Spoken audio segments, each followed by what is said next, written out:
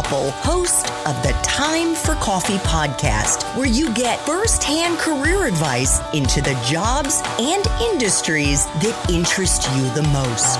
And before we start today's show, I have a quick favor to ask you. If you haven't already, I'd be incredibly grateful if you'd give us a rating and a review on iTunes. And if you're like me, you need to do it now because you'll forget later and because it's the best way to help others who may be in search of career advice to find this free resource. So press pause if you haven't done it and do it right now. I'll wait. Thanks so much and enjoy today's show. Hey Java Junkies, welcome back to another episode of T4C. If you're interested in learning more about journalism, especially digital journalism, then I promise you this is the episode for you because my next guest has taken her award-winning reporting for CNN as their chief White House correspondent to Instagram, where she has amassed a star-studded following. But before I introduce you to the amazing Jessica Yellen, I want to make sure you've signed up for the Java Junkies Journal. That's T4C's weekly newsletter that comes out bright and early on Mondays, and it's got unique insights into dozens and dozens of different industries. It's also got coronavirus-relevant career advice, as well as a ton of other hacks for all of you college students and young professionals to help you turn your degrees into careers you'll love. Just head over to the Time for Coffee website at time4coffee.org, and the sign-up box is right there. Now, my Java lovers, please grab your mug and take a chug of your favorite caffeinated brew, because it's time for another caffeinated career conversation. And my wonderful next guest is Jessica Yellen, the founder of #News Not Noise, which provides daily news reports on Instagram. And you can find the account at Jessica Yellen.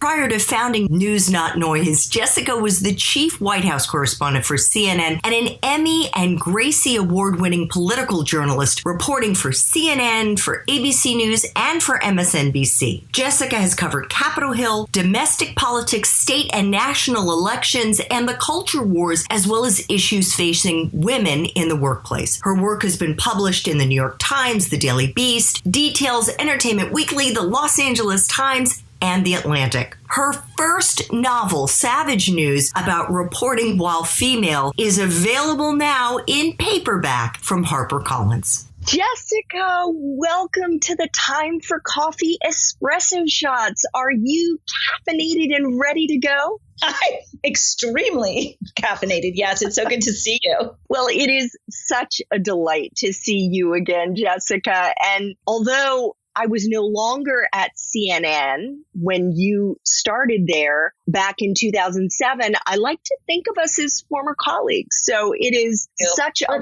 pleasure. We're what? We're veterans. We are veterans. And I have so admired your work for so many years, and especially the work that you're doing right now with News Not Noise. That's so kind of you. And it's mutual. You're remarkable. So thank you for that. I appreciate it. Well, thank you. And I just want to start things off by asking if you would like an espresso shot.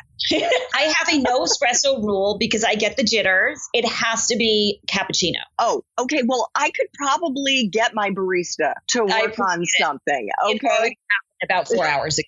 More than that, and I'm done. I do have caffeinated tea with me, though. So that's an all day. Excellent. Well, I just want to change my backdrop for those who are watching. This is the first time I have actually done a real video interview in addition to the audio in Jessica's honor, because my feeling was I got to take off the training wheels at some point, and why not do it with the queen of Instagram news? So you know how to do news on video. There's no training wheels. It's just another format. It is for me. It is for me. So let us dive into our 10 espresso shots. And for our longtime listeners, they know that these are the 10 questions that I ask my guests to help all of you learn how to break into my guest's industry, in this case, Jessica's industry, which is journalism. So first espresso shot, Jessica, what are the entry-level jobs that young people should be looking for if they want to break into journalism? Traditionally, the jobs are go get an internship or a starter bottom rung job at a local news channel and or apply for an internship at any major news org and work in one of their bureaus. Once you're integrated, you work your way up. If you want to be on camera, you get someone to make you a tape, you send it around,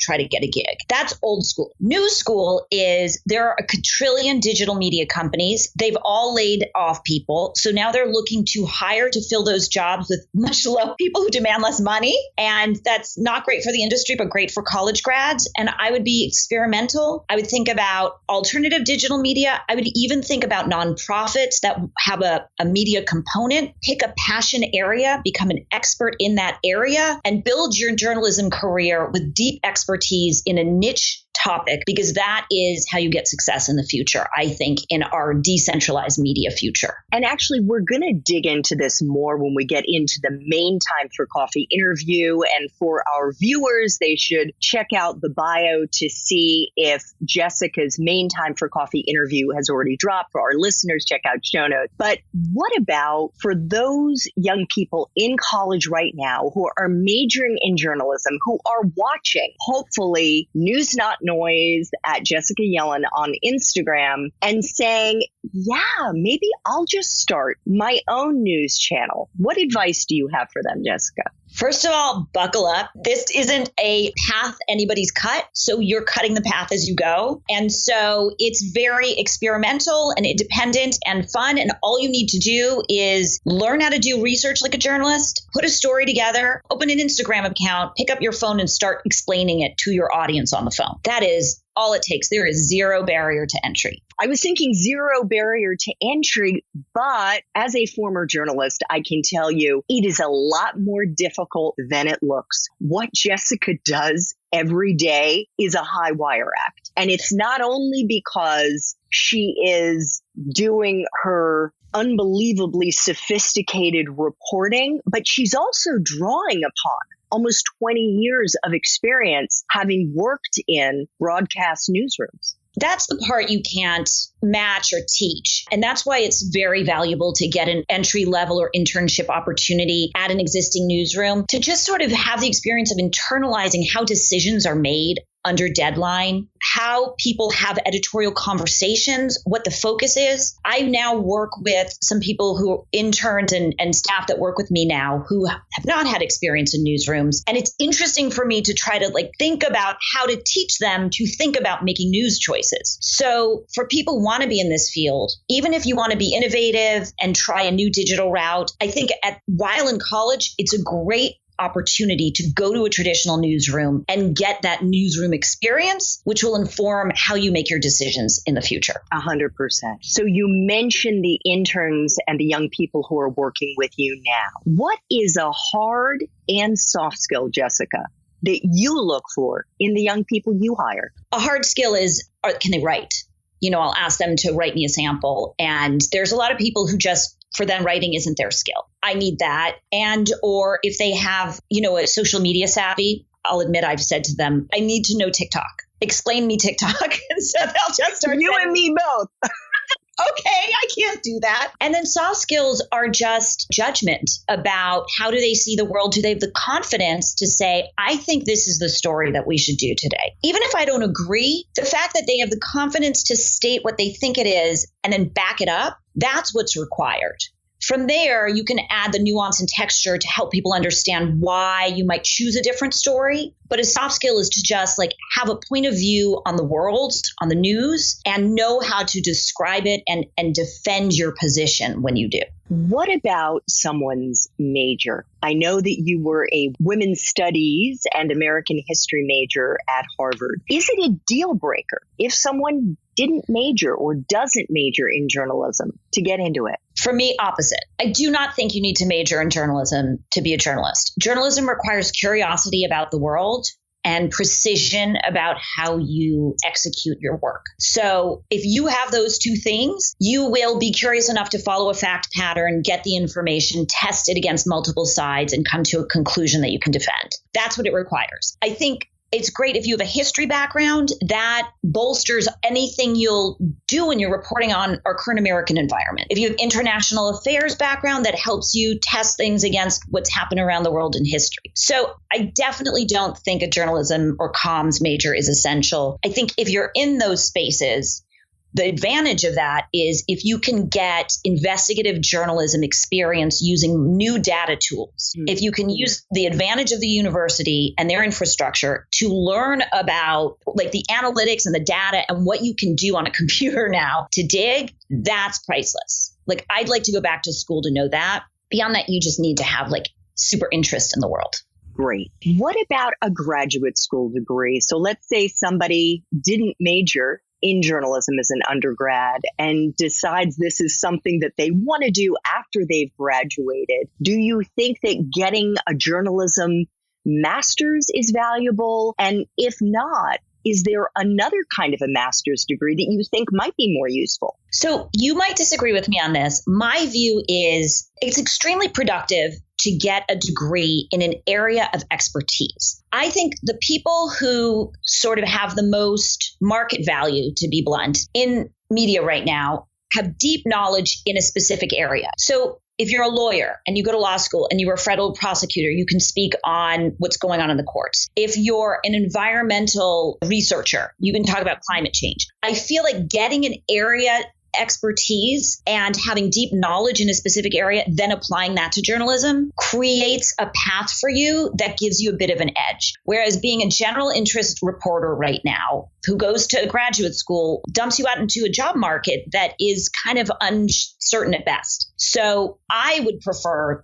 to pick a lane and kind of go in that direction, or just go out and start reporting. Like get a job and start. Yeah, I don't disagree with you.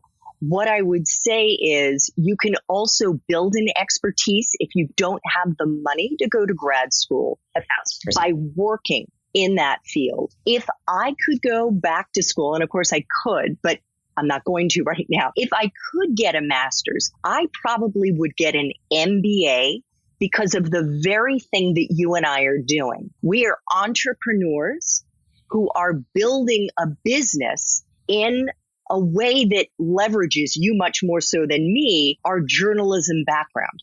Mm-hmm. And I think that having that knowledge about business would be an asset. But that said, I agree with what you said at the end. You can just go out and do it. You can just be a reporter, and you could do it perhaps in a particular niche that helps you build that expertise. Absolutely. Jessica, what about life experiences? These are those kinds of experiences that we have outside the classroom in extracurricular activities, maybe studying languages, maybe travel.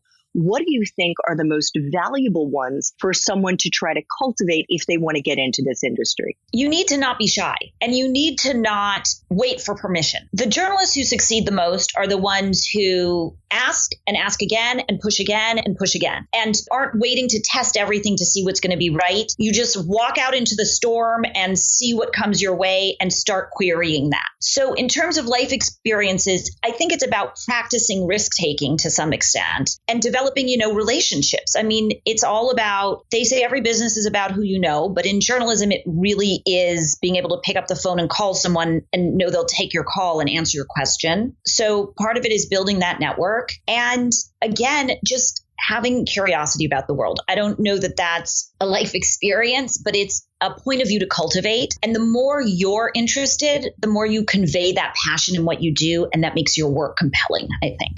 Wonderful. So what is the best part for you, Jessica, of being a journalist, and let's say right now, blazing your own trail in the field of journalism on Instagram? I think the best part, and you'd probably share this, is that you wake up, you're interested in something, you have permission to go and spend your day figuring it out. So you're constantly in pursuit of satisfying your own curiosity and then solving puzzles in a way. This thing happened and this thing happened, but how do they interrelate? And you get the material that shows you the connections. I find that very satisfying. What I'm doing has a lot of independence. There's no one telling me what story I have to do today, which, as you know, is like total liberation. Oh, yeah. The downside is there's no one telling me what story to do today, which can be totally overwhelming. And if you don't know, you can feel a little lost. So there's always a tension in the freedom of being an entrepreneur like this. And the flip side,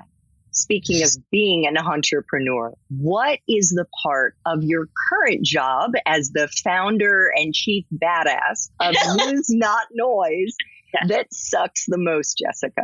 The lack of infrastructure and resources that I used to have. I mean, I never understood. I do remember there was a day at CNN, one of my early days, where I really realized the power and impact of CNN. I was on a remote shoot for a story and I finished my script. And when I was at a prior network, we would have to call ahead and say, I'm ready to get time on the satellite, which is how you beam your voice up to a satellite and they beam it back home. Can you book me a slot in 45 minutes? Because it would always take 45 minutes to get a slot booked. And the guy in the truck was like, I don't know what you're talking about. We had a who's on first conversation until he was like, oh no, we own the satellites. You go up anytime you want. And it was like, wow, I work at this global network that's wired around the world. You can get news out, you can get information around so rapidly. And there are these amazing people, you know, the cameraman and the ops teams and all the behind the scenes people you never see who make it happen. And they make our job work because then you can just focus on the reporting and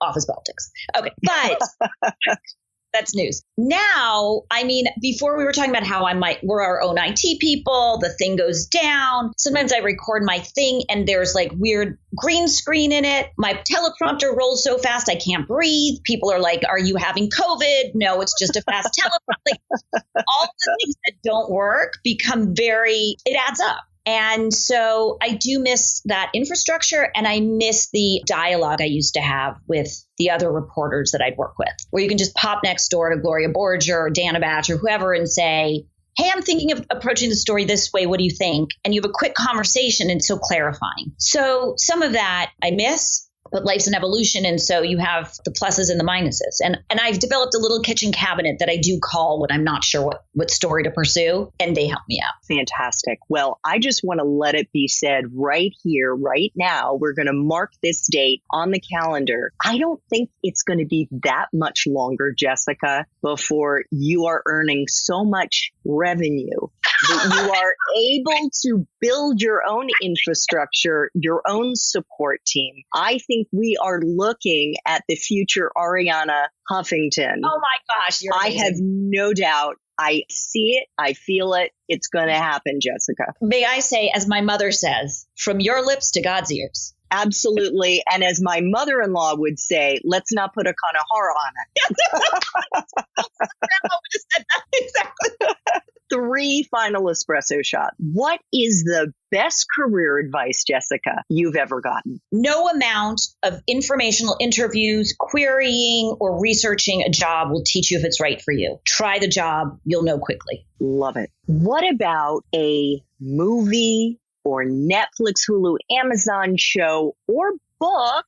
Hello, author of Savage News. Do you think best represents what this industry is really like? I say this with love, not in criticism, but the show that reminds me the most of what it was like is Veep, where it's a comedy about a vice president where every single thing that from the outside looks deliberate and strategic and plotted out is actually like an accidental choice that you then have to react to, that somebody else does something to cover for, and then you come with an outcome, like a comedy of errors, with a bunch of well-intentioned people who are doing their best every day and actually care about doing good work and having a good outcome. But things are always disorganized and silly. And then I was always a big fan of Michelle Pfeiffer, Robert Redford movie that was forever rewritten by Joan Didion. It was sort of about Jessica Savage. What was it called? With Tally Atwater. Oh, I don't think I've ever seen that. Oh my God. It was this romance about a newscaster. And and then of course, broadcast news. And I always look back because I revered broadcast news and the Holly Hunter character. And I look back at it and she's an emotional wreck.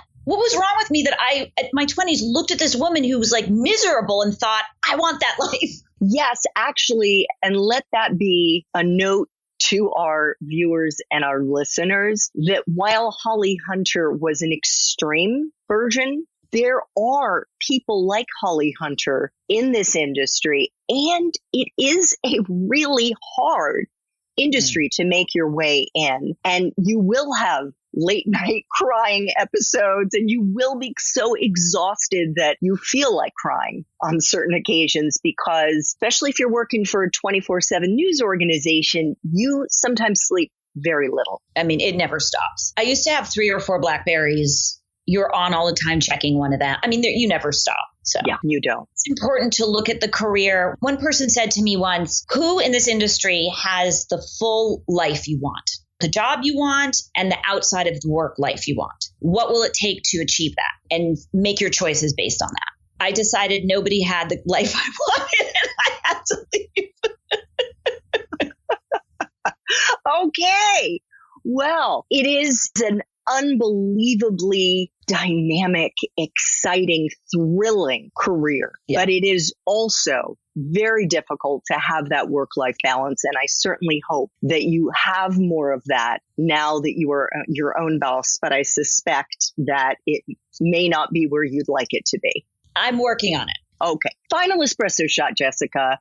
What do you think Java junkies would be most surprised to learn about the journalism industry? I do think they'd be surprised how funny it is behind the scenes. Like every portrayal of news is very self-serious and earnest, and everybody's like tearing their hair out. And part of the attitude of news is like we spend our days chasing the worst things on earth. Like it's news when the plane crashes, right? It's not news when the plane lands. So I guess as a protection mechanism, we develop this kind of very sardonic sense of humor. So I always loved the humor inside the newsroom and the sort of mutual understanding, like of how we view the world together. Like there's a real feeling of camaraderie despite the rivalries. Yes, we're competing for interviews. Yes, we're competing for scoops, but it's almost like being in a battle together. Like nobody knows this experience like we do. And so you do have this real bond and connection with the other people who are in your world as journalists. And I think that's not well appreciated from the outside. And I also think it's a lot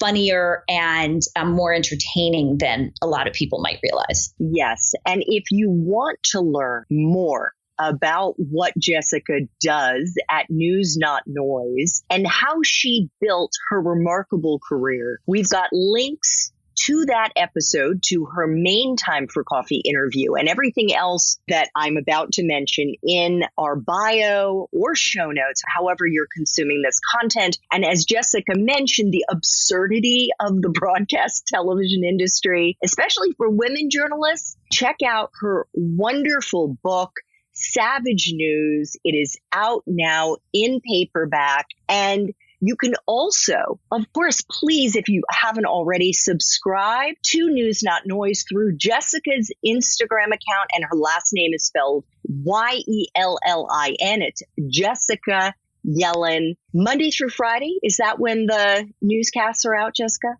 I do a video every day, Monday through Friday. And on the weekends, I always post news updates to stories. Fantastic. Well, I want to thank you so much for making time for coffee today with me and the T4C community and being my very first video interview, Jessica. This was just wonderful. You're such a doll. Thank you for having me. And I hope we made it pain-free. I've enjoyed it. Thanks so much for listening to this latest episode of T4C.